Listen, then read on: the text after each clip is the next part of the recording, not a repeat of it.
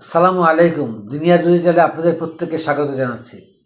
12ই ফেব্রুয়ারি জাতীয় সংসদ নির্বাচিত সদস্যরা গত মঙ্গলবার শপথ নিয়েছেন এবং পরে বিএনপি চেয়ারম্যান তারেক রহমানের নেতৃত্বে নতুন সরকার শপথ নিয়েছে। এবারের সরকারের বড় বৈশিষ্ট্য হচ্ছে 50 সদস্যের মন্ত্রিসভার 41 জন সদস্যই প্রথমবার সংসদ হয়েছেন এবং খোদ প্রধানমন্ত্রী নিজেই প্রথমবার সদস্য হলেন এবং তিনি মন্ত্রিত্ব ছাড়াই সরাসরি প্রধানমন্ত্রী হয়েছেন। এর আগে কোনো মন্ত্রিত্ব নেননি, যদিও সংসদ না হয়েও তার মায়ের 2 মেয়াদে তার মন্ত্রিত্ব করার সুযোগ ছিল, কিন্তু তিনি দলের সাথে ছিলেন, দল পরিচালনায় জড়িত ছিলেন, নির্বাচন পরিচালনায় জড়িত ছিলেন, কিন্তু সরকারে আসেননি। এবার দলের সংসদীয় দলের নেতা হিসাবে প্রধানমন্ত্রী হয়েছেন, সরকার গঠন করেছেন।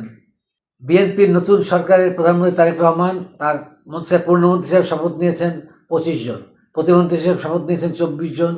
পূর্ণমন্ত্রীর মধ্যে এর আগেও বিএনপির বিভিন্ন সরকারের মন্ত্রী, প্রতিমন্ত্রী, উপমন্ত্রী দায়িত্ব পালন করেছেন 9 জন, বাকি 16 জন এবারই প্রথম পূর্ণমন্ত্রী হলেন। অন্যদিকে প্রতিমন্ত্রী হিসেবে শপথ নেওয়া 24 জনের সবাই এই প্রথম মন্ত্রিসভায় স্থান পেয়েছেন। সব মিলিয়ে 50 সদস্যের মন্ত্রিসভায় প্রধানমন্ত্রী সহ প্রথমবার মন্ত্রী হয়েছেন 41 জন।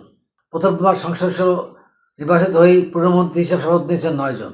তারা হলেন ফেনী 3 আসনের আব্দুল আল মিন্টু, দিনাজপুর 6 আসনের আবু জাফর মোহাম্মদ জাহিদ হোসেন বা ডাক্তার জাহিদ, সিলেট 1 আসনের খন্দর আব্দুল মুক্তাদির ও সিলেট 4 আসনের আরিফুল হক চৌধুরী, মানিকগঞ্জ 3 আসনের আফরোজা খানম রীতা, ঝিনাইদহ 1 আসনের মোহাম্মদ আসাদুজ্জামান, চট্টগ্রামের রাঙ্গামাটি আসনের এমপি দীপেন দেওয়ান, টাঙ্গাইল 1 আসনের এমপি ফকির মাহবুব আনাম ও ঢাকা 10 আসনের এমপি শেখ রবিউল আলম।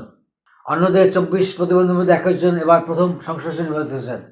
বাকি 3 জনের মধ্যে এম রাশিদুজ্জামান মিল্লাত ও আলী নওয়াজ খৈয়াম ইতিপূর্বে সংসদ ছিলেন। আর জাতীয় ফুটবল দলের সাবেক অধিনায়ক আমিনুল হক ত্রয়োদশ জাতীয় সংসদ নির্বাচনে ঢাকা 16 আসনে বিএনপি প্রার্থী হলেও নির্বাচিত হতে পারেননি, জামাত প্রার্থীর কাছ থেকে হেরে গেছেন। তবে সংসদ নেতা ও বিএনপি চেয়ারপারসন প্রধানমন্ত্রী তারেক রহমান সদয় হয়ে আমিনুল হককে যুব ক্রীড়ামন্ত্রী বানিয়েছেন।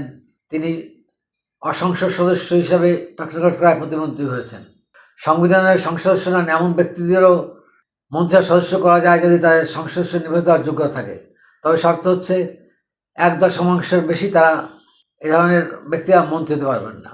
তারেক রহমান মন্ত্রিসভায় 3 জন ট্রাক্টর মন্ত্রী নিয়েছেন, তাদের মধ্যে 2 জন পূর্ণমন্ত্রী আর 1 জন প্রতিমন্ত্রী। সদ্য সাবেক অন্তর্বর্তী সরকারের জাতীয় নিরাপত্তা উপদেষ্টা খলিলুর রহমান এবং বিএনপি চেয়ারপারসন উপদেষ্টা মোহাম্মদ আমিন রশিদ পূর্ণমন্ত্রী হিসাবে মন্ত্রিসভার সদস্য হয়েছেন, আর প্রতিমন্ত্রী আমিনুল হক হয়েছেন টেকনোক্র্যাট কোটায়। 1991 ও 2001 সালে বিএনপির 2টি সরকারের মন্ত্রী, প্রতিমন্ত্রী, উপমন্ত্রীর মধ্যে 7 জন এবার ও মন্ত্রিসভায় স্থান পেয়েছেন। তারা হলেন মির্জা ফখরুল ইসলাম আলমগীর, আমির হোসেন মাহমুদ চৌধুরী, সালাউদ্দিন আহমেদ, ইকবাল হাসান মাহমুদ, টুকু, মেজর আবু হাফিজউদ্দিন আহমেদ, আসাদুল্লাহ বিবদুল, আনামা হাসানুল্লাহ মিলন। এছাড়া অন্য 2 জন কাজী শাহবাজ হোসেন কাকুবাদ ও সিরাজ চৌধুরী 1990 সালে অল্প সময়ের জন্য এরশাদ সরকারের প্রতিমন্ত্রী ছিলেন। দেখা যাচ্ছে এই বর্তমান মন্ত্রিসভায় 1991 সালে খালেদা জিয়ার প্রথম মন্ত্রী ছিলেন এমন কেউ নেই। 2001 সালে যারা ছিলেন তাদের মধ্যে কয়েকজনের কথা আমরা আগেই বলেছি। নতুন মন্ত্রিসভায় নারী সদস্য রয়েছে 3 জন। এর মধ্যে পূর্ণমন্ত্রী মানিকগঞ্জ 3 আসনের সংসদ সদস্য আফরোজা খানম রীতা, তিনি মুন্নু গ্রুপের কর্ণধার। তার বাবা মুন্নু সাহেবও 2001 সালে দপ্তরবিহীন মন্ত্রী হয়েছিলেন। আর 2 জন প্রতিমন্ত্রী হলেন শামা আবায়েদ ফরিদপুর 3 আসনে এবং ফারজানা শারমিন নাটোর 1 আসন থেকে প্রতিমন্ত্রী হয়েছেন। 2 জনই সাবেক 2 মন্ত্রীর কন্যা। একজন হলেন কে মোবাদ্দুর রহমানের মেয়ে শামা আবায়েদ।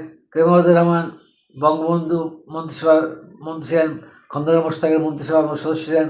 তারপর জিয়া রহমান মন্ত্রিসভার সদস্য ছিলেন, খালেদা জিয়ারও মন্ত্রী ছিলেন। ফারজানা শারমিনের বাবা ফজলান পটল ছিলেন খালেদা জিয়ার 2001 সালের মন্ত্রিসভার প্রতিমন্ত্রী, ক্রীড়া যুব প্রতিমন্ত্রী। নারী 3 মন্ত্রী প্রতিমন্ত্রী এবারই প্রথম সংসদ নির্বাচিত হয়েছেন। দর্শক, আমাদের এই চ্যানেলটি যদি আপনার ভালো লেগে থাকে তাহলে অবশ্যই লাইক, কমেন্ট, শেয়ার এবং সাবস্ক্রাইব করে আমাদের পাশে থাকুন। আপডেটেড প্রতিটি মুহূর্তে দুনিয়া digital, world news meets truth.